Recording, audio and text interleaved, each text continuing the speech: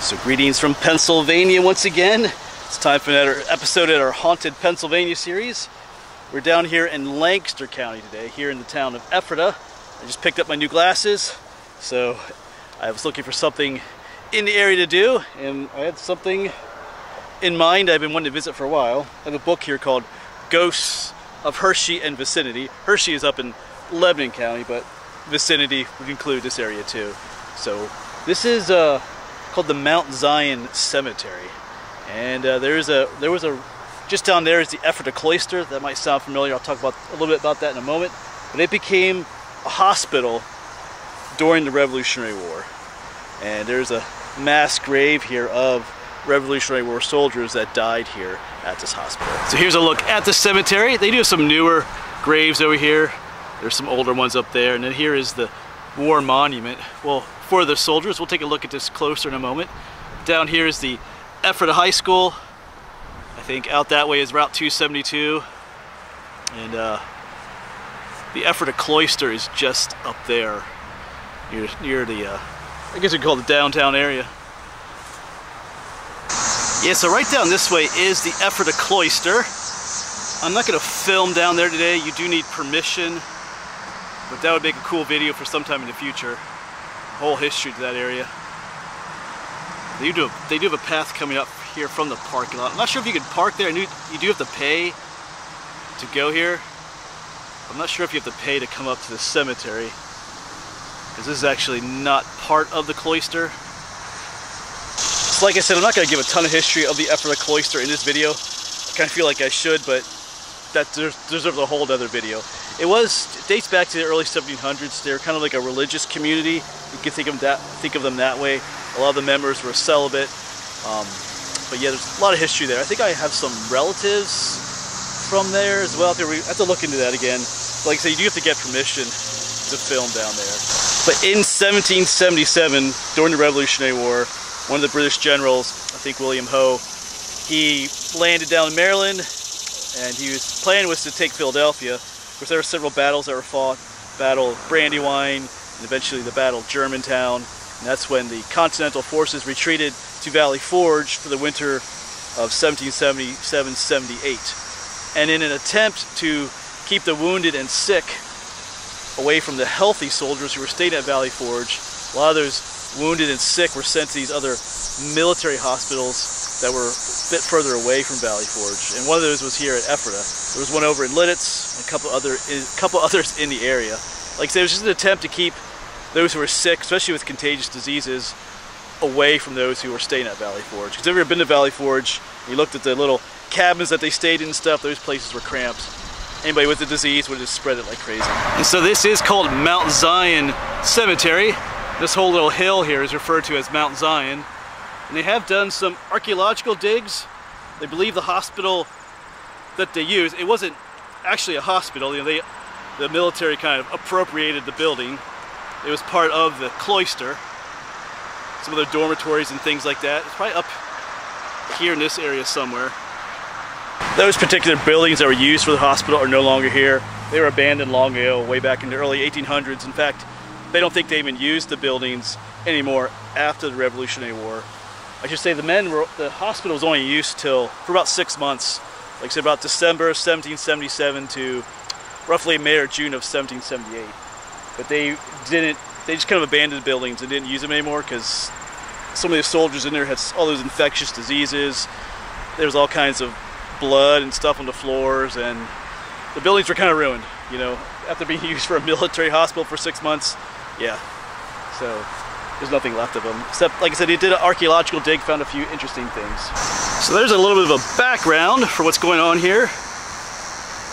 And this monument wasn't put up till, I think, the early 1900s. There were attempts earlier, but they didn't have really the funds to do it.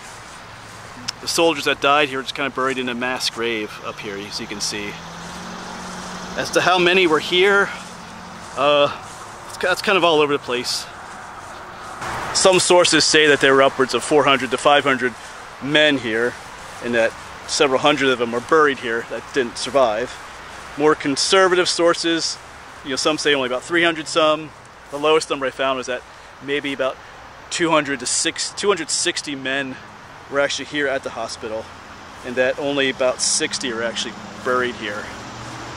Like I said, some sources say much more men were here at the hospital, and several hundred are actually buried here. So the numbers are kind of all over the place. That's the way it is. Before we take a look at the memorial and talk about the haunted aspect of this place, here's another quick look at that book. If you're interested, Ghosts of Hershey Vicinity, there's the author, Christopher Wolfe. Alright, let's go take a look, and like I said, there's a haunted aspect to the story. But with most of these haunted stories, there is the historical aspect of it.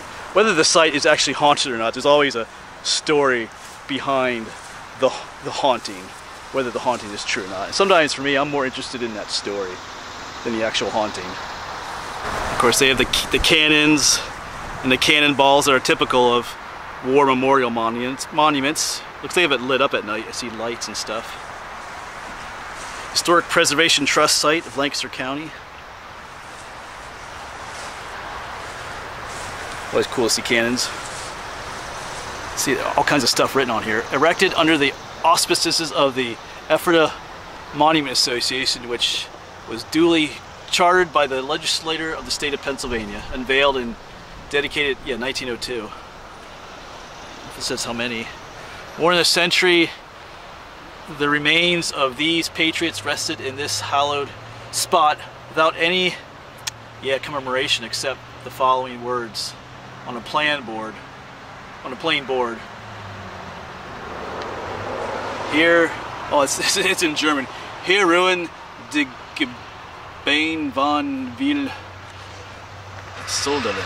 It's in German. So probably was just a plain board here marking the spot. Sacred to the memory of the patriot soldiers of the American Revolution who fought in the Battle of Brandywine, September 11th, 1777. About 500 of the sick and wounded were brought to Ephrata for the treatment.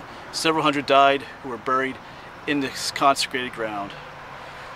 So there's, like I said, there are some discrepancies with the numbers, even with which battle it was. I'll talk about that in a moment, a little bit later.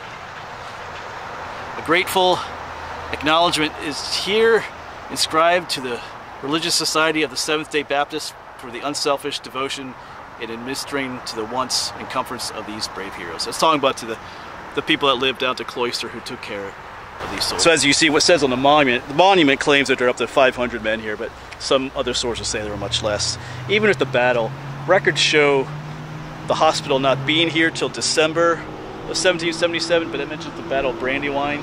That was the first battle in that campaign I mentioned earlier, so it's possible that some of them were from that battle, but they could have been from like the Battle of Germantown, which happened a little bit later too. But irregardless, they're here. Many of them died here, and they're buried. They should be remembered. All right, why is this place haunted? I think you could already guess why. So obviously, with so many men of war buried here in one spot, many of them, dying of wounds or disease, this place gains that aura of being haunted. People claim that a number of people have come here at night claiming that they see Revolutionary War soldiers guarding this site, as if they're guarding, the area where their fellow brothers died. This consecrated site. They're like kind of on guard in a way, or guarding over their brethren. That's the haunted aspect of it. Because there's several tales of that. Maybe we'll look in the book again. Because I'm not here at night, but I don't think they really want you here at night either. But usually haunted stories, are found at places like this where there was a lot of tragedy and loss. Yeah, here it mentions it in the book. There's a tall black monolithic monument surrounded by 4 small Revolutionary War cannons and American flags. That's it right there. And then it tells us what goes on here. Flip it over. Rumor has it that on certain nights the spirits of these fallen soldiers can be seen standing guard over the mass grave of their remains.